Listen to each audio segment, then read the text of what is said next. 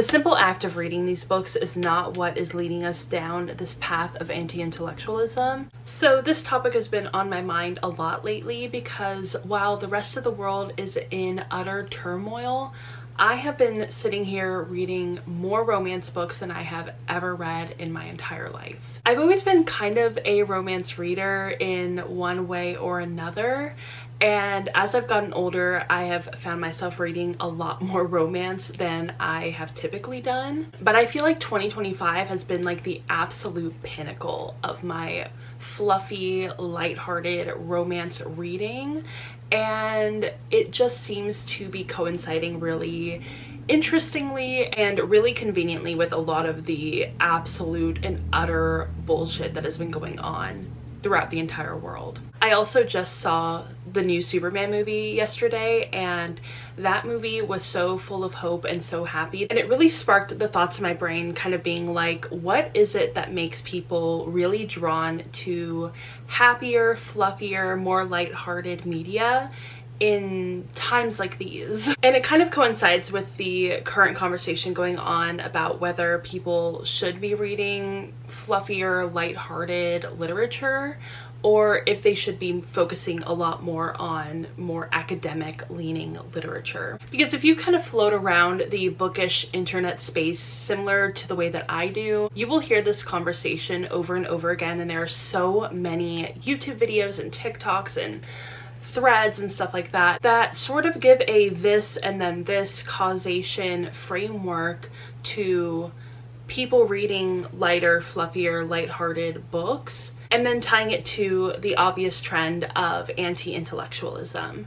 And I can kind of see where this thought process is happening and where it's going. And to me, the idea that reading lighthearted literature leads to anti-intellectualism feels a little bit more like correlation does not equal causation. Because to me, there are definitely a lot of reasons why an intelligent person would kind of lean more towards reading something that's a little bit more lighthearted over something that is more intellectual, especially in times of large social strife. And for me in this video, I really want to unpack this misconception and interrogate it and show that there are benefits to reading either lighthearted novels or more intellectual, maybe nonfiction, and that it's beneficial for us all to read. And it's not necessarily what we're reading, it's how we are engaging with what we are reading. As someone who reads a lot of romance and who also in the past as a younger adult, in my early 20s,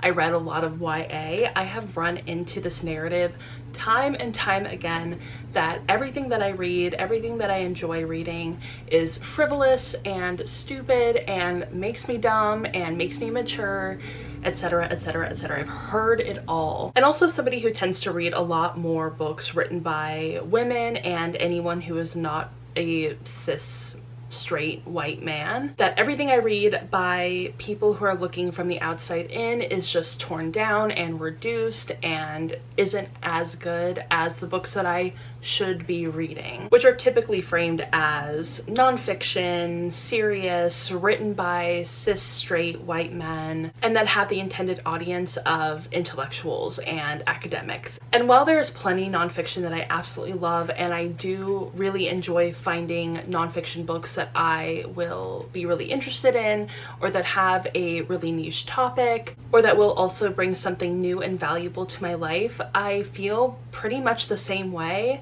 about the really fun, lighthearted fiction books that I read. And at the end of the day, for me, reading is supposed to be fun. It's supposed to give you some sort of emotional connection, whether that's through joy or grief or sadness or anger or intrigue or romance. Fun reading can still be really, really meaningful and give you insights into emotions that maybe you haven't necessarily processed or you haven't even experienced yourself. And it can also give you really great insights into cultures that you haven't experienced, and it gives you a different perspective compared to nonfiction books about that same culture. I've seen time and time again, people seem to learn a lot better when they're hearing a more narrative story about something that they might not have a lot of information about, rather than being intellectualized to and kind of like just sitting in a lecture. Because even though there are so many great nonfiction books out there, there are also equally as many nonfiction books that feel like you are just sitting in a huge room and there's like a professor at the front and he is doing a really large impersonal lecture for the entire class and you just really cannot connect with it. And genres that are seen as just for fun kind of books like romance or fantasy or mysteries or really anything kind of in that same like genre fiction lane really do have a lot of value and can open you up to worlds that you have never experienced before. And you're probably being like, well, there are plenty of readers who read really sort of frivolous books that lack a lot of substance and they are not engaging with them. And I think that that is definitely a really big issue. I don't love the idea of reading to turn your brain off. I don't love the idea of reading books like Colleen Hoover or Sarah J. Maas, etc., etc., etc., and finding yourself as a reader kind of digging deeper and deeper into your own echo chamber that don't challenge your worldview and that don't complexly engage with emotions that are outside the realm of something that you've experienced. And I think a lot of that mindset of just turn your brain off, it's not that deep, it's not that serious, is really what is leading us towards that anti-intellectualism. And what doesn't is picking up books like One Golden Summer or Beach Read or Get a Life Chloe Brown. The simple act of reading these books is not what is leading us down this path of anti-intellectualism. The problem is that people aren't seriously engaging with the world around them, and it also reflects on the books that they're reading and how they're reading those books. And when somebody gets to that point of feeling like nothing is that deep, nothing is that serious, and they are completely disengaged with the world around them, social issues, etc., the thing that's going to fix them isn't picking up a nonfiction book about history or social issues, because they're going to read that book and it's just not going to compute. It's not going to penetrate their worldview. It's not going to penetrate their ideas, their preconceived notions, and they're just going to come away from that book feeling like, what was the point? At the end of the day, it's not the books that you're reading, it's the mindset. It's the way that you're engaging with things, with art, with life, with history. And so pinning so much of the like anti-intellectualism debate on reading frivolous romance books isn't necessarily getting to the root of the problem. It's really just putting a band-aid over this much bigger, much more festering wound and not really dealing with the root problem. And for me, I consider myself somebody to be intelligent, somebody that engages critically with the books that I read, even if it's something like a romance book. And when I read too many nonfiction books, I go into crazy burnout and just go into a complete and utter deep reading slump. And so I find myself really having to kind of space out the nonfiction books I read. And also there are just like plenty other avenues to get that sort of like nonfiction content that aren't like bound literature. Like personally for me, I have a lot of podcasts that I will turn to if I need something that's a bit more nonfiction, that I need something that is kind of centered around more of like actual real life social issues. And I'm not always going to reach for a super academic nonfiction book. And like I said earlier, I derive a lot of joy and a lot of emotional healing from reading books. And I am not going to put myself into a situation where I am just reading nonfiction book after nonfiction book after nonfiction book, because that is not what's going to bring me joy, and I'm not going to be able to show up as a productive human being, as somebody who wants to engage in social issues with the world around them. It's just not going to happen if I am so burnt out on reading 100 nonfiction books in a year. And honestly, there are so many fiction books that are incredible and that really engage with the world around them and cultural issues and deep emotions and really the human experience as a whole. And just a few of them are Evil Eye by Itav Rum. This is written by a Palestinian author about a Palestinian main character. You have books like The Wedding People, which deals a lot with suicidal ideation and depression and mental health issues. You have Such a Fun Age by Kylie Reed that deals a lot with anti-Blackness. And then you have books like Beach Read by Emily Henry that have incredible emotional depth, and really truly all of her books do. Or you have books like Get a Life, Chloe Brown, that deal with the intersection of Blackness and fatness and how that exists within a romance. And I absolutely love all of Talia Hibbert's books, and she deals with so many incredible social issues in such a deft and just like almost casual way that makes it feel so accessible.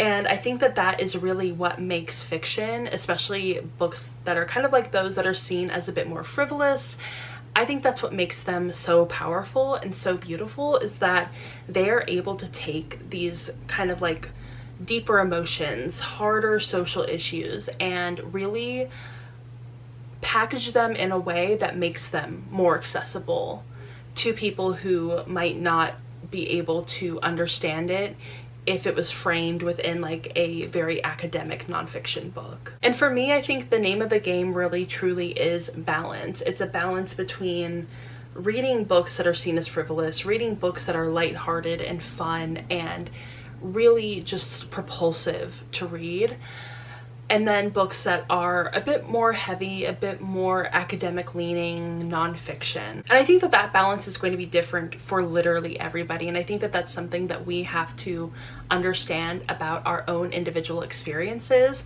because sometimes I feel like people take their individual experiences and want to sort of blanket it all over everybody else and have it apply to everybody the exact same way.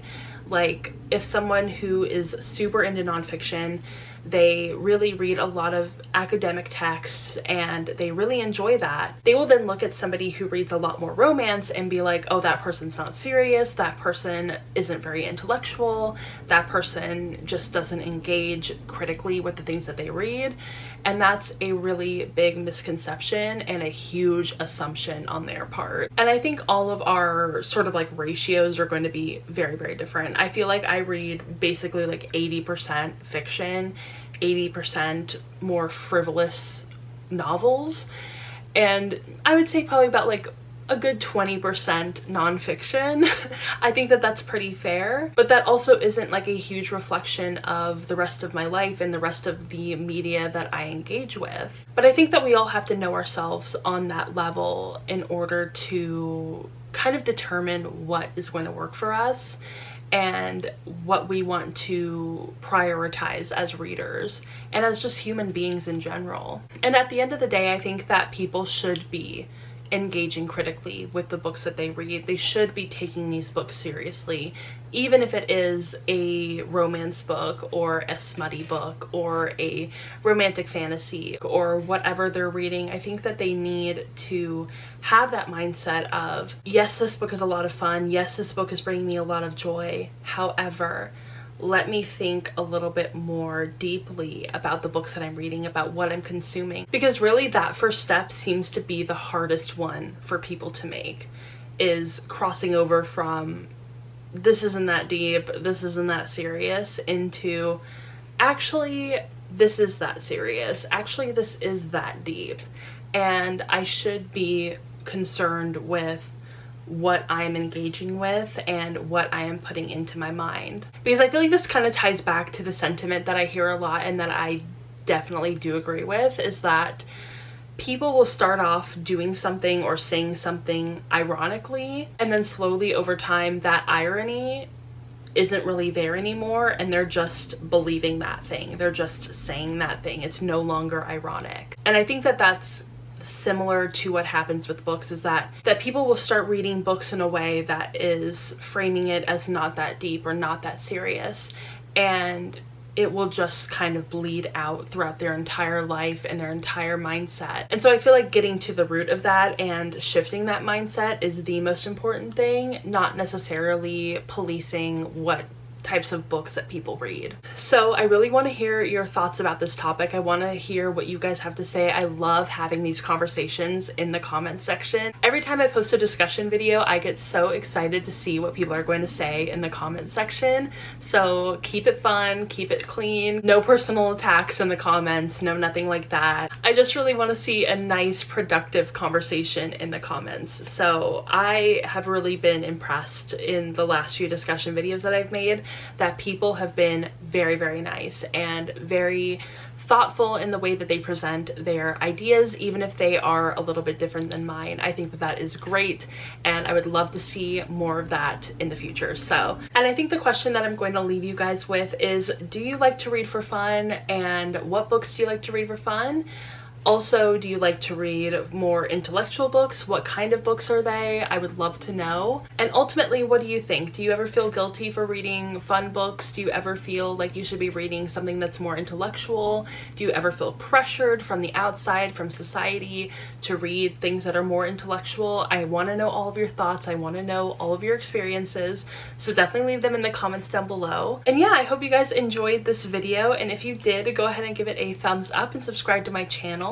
Also, go ahead and follow me on Instagram, Twitter, Goodreads, Storygraph, TikTok. All the links are down below, and I will see you all in my next video. Bye!